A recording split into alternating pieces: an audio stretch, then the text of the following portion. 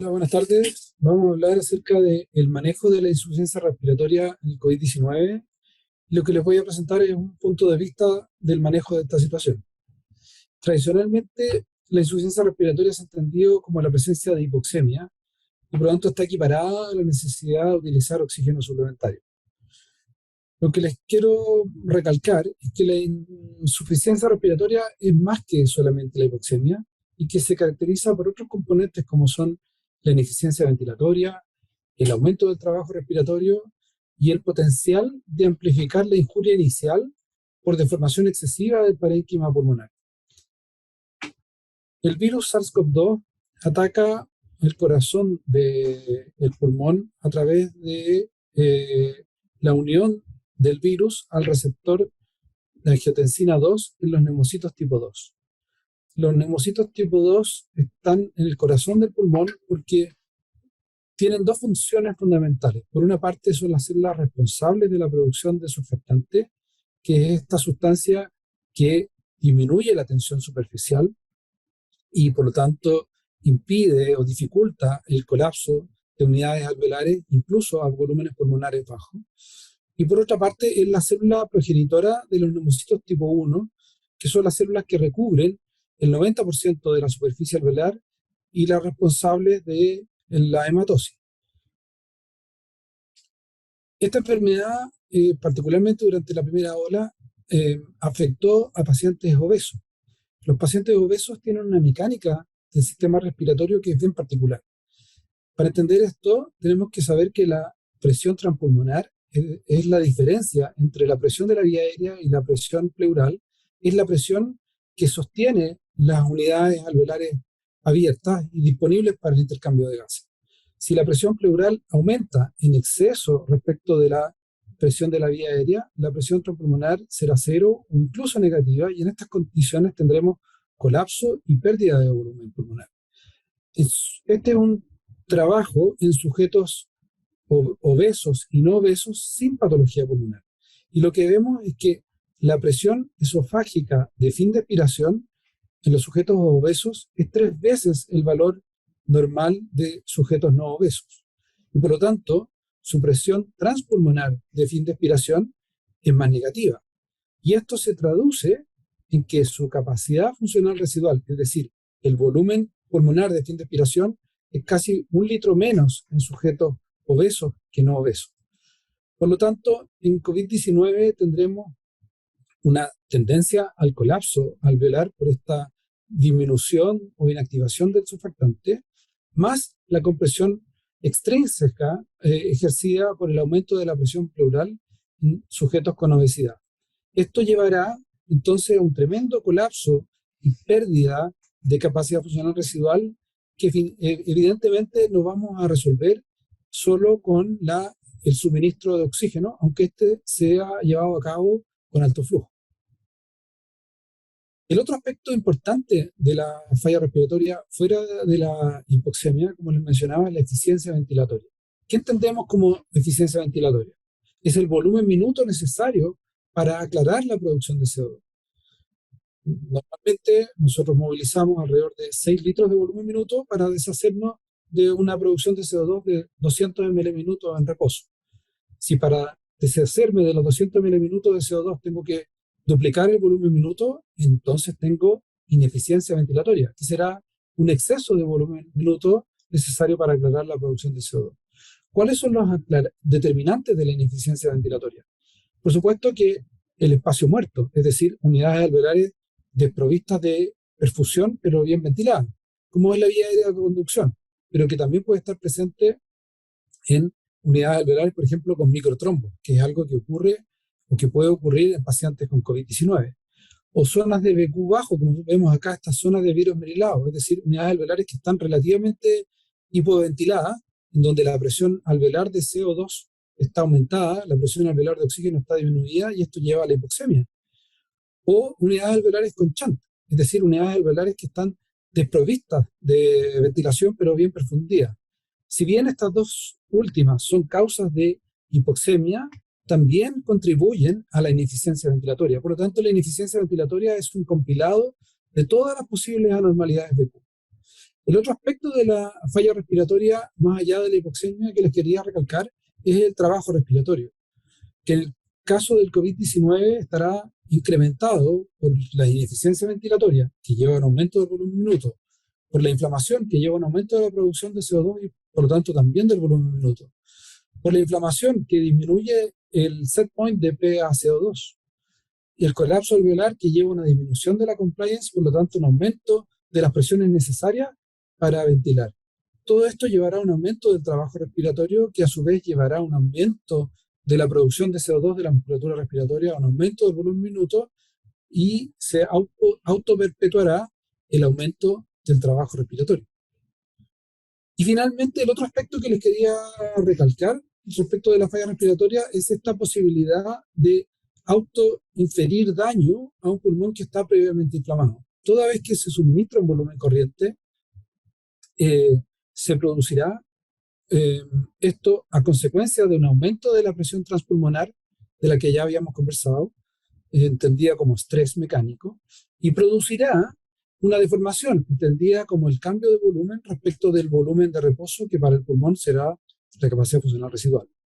Esta deformación podrá estar motorizada por la musculatura respiratoria o por el ventilador mecánico, pero en caso de ser excesiva, llevará a una amplificación del daño pulmonar. Este fenómeno, conocido como BILI, ha sido bien demostrado en diversos trabajos experimentales en animales, y hay fuertes datos que sugieren su relevancia en los pacientes. Ahora, ¿cómo identificar este aumento de trabajo respiratorio?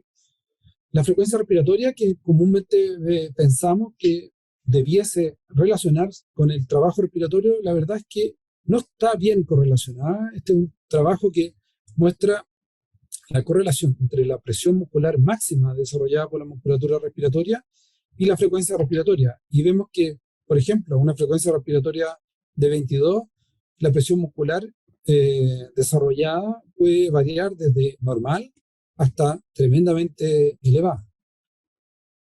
Otras variables a las que podemos recurrir para identificar un aumento de trabajo respiratorio son el reclutamiento de uso de musculatura accesoria, como la musculatura cervical y abdominal. Es importante, por lo tanto, el examen físico de un paciente, descubriendo el abdomen y evaluando la activación de musculatura abdominal.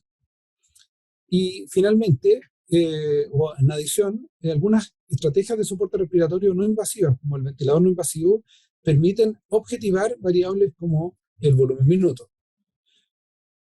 Finalmente, la hipocapnia también es un indicador de trabajo respiratorio excesivo. Esto se puede derivar de una analogía con el test cardiopulmonar.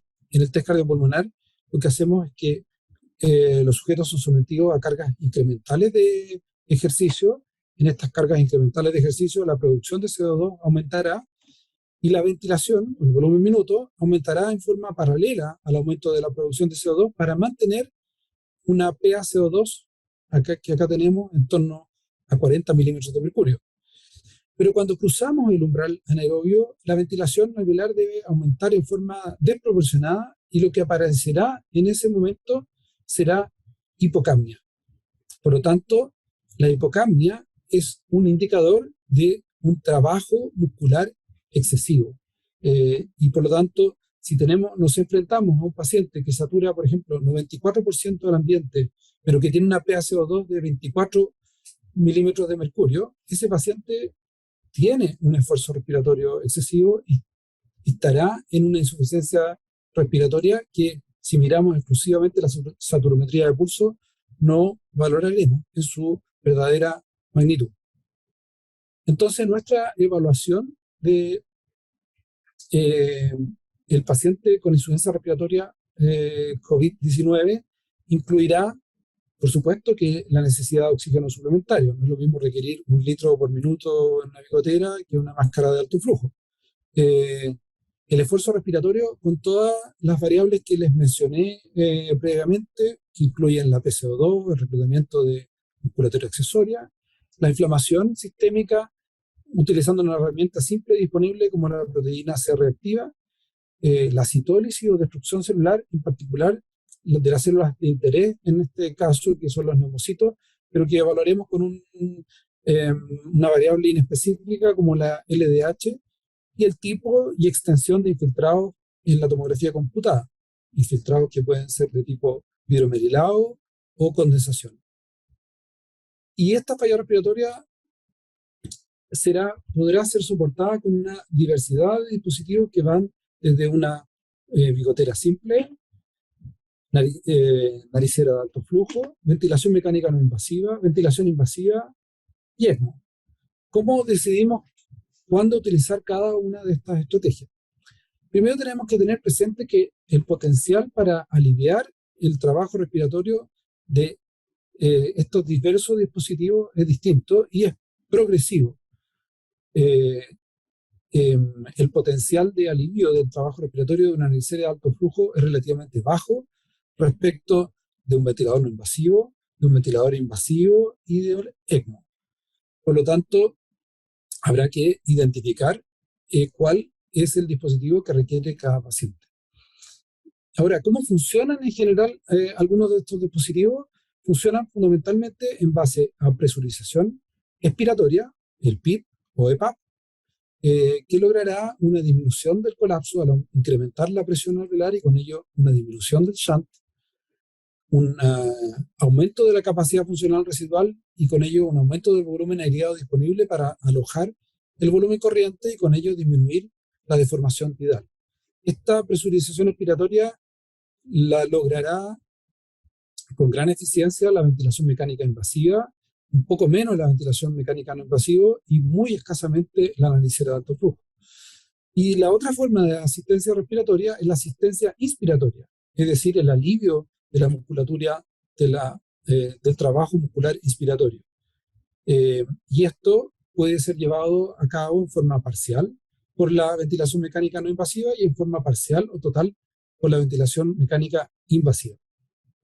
Ahora, ¿cuáles son las ventajas y peligros de cada uno de estos dispositivos? En el caso de la naricera de alto flujo, las ventajas es que es una estrategia cómoda, fácil de utilizar, es muy eficiente en corregir la hipoxemia, no ofrece riesgos de sobreasistencia ni de asincronía, pero ofrece algunas desventajas o peligros, como son su pobre presurización expiratoria, la carencia de asistencia inspiratoria, no hay ninguna variable que monitorizar ofrecida por el equipo, y el alto nivel de oxigenación que logra puede llevar a subestimar la magnitud de una insuficiencia respiratoria.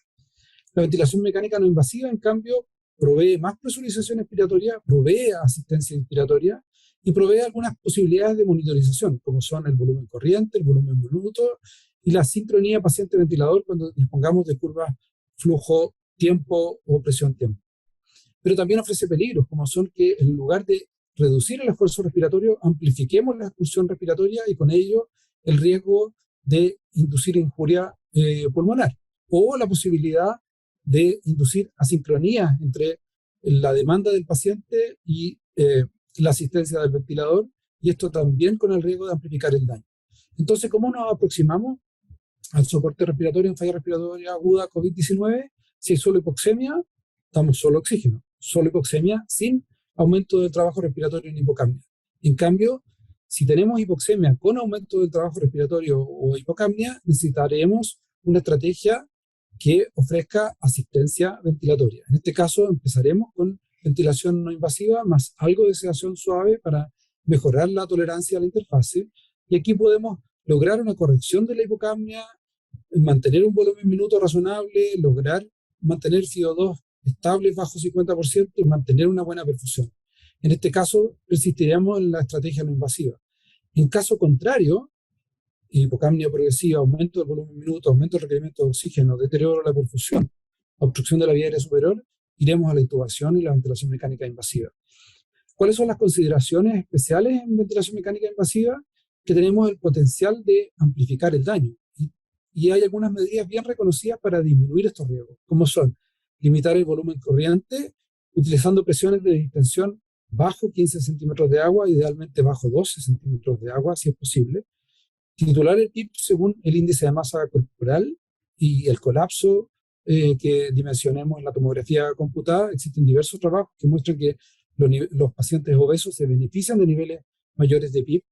El bloqueo neuromuscular por 48 horas permite eliminar el esfuerzo respiratorio y reposar la musculatura respiratoria y disminuir este potencial de deformación excesiva en la fase inicial mientras se aplaca la inflamación excesiva. Y el prono en caso de una ventilación exigida o si la oxigenación es muy pobre, por ejemplo, con PAFIs por debajo de 150.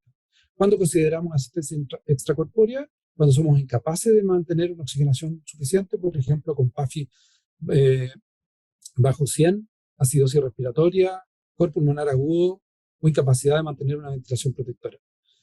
¿Cuáles son los resultados con este tipo de estrategias? Acá tenemos la mortalidad en diversos trabajos, en pacientes en ventilación no invasiva e invasiva, y vemos que esta aproximación centrada en el esfuerzo respiratorio eh, redundó en resultados que son mejores que los publicados en diversos trials positivos.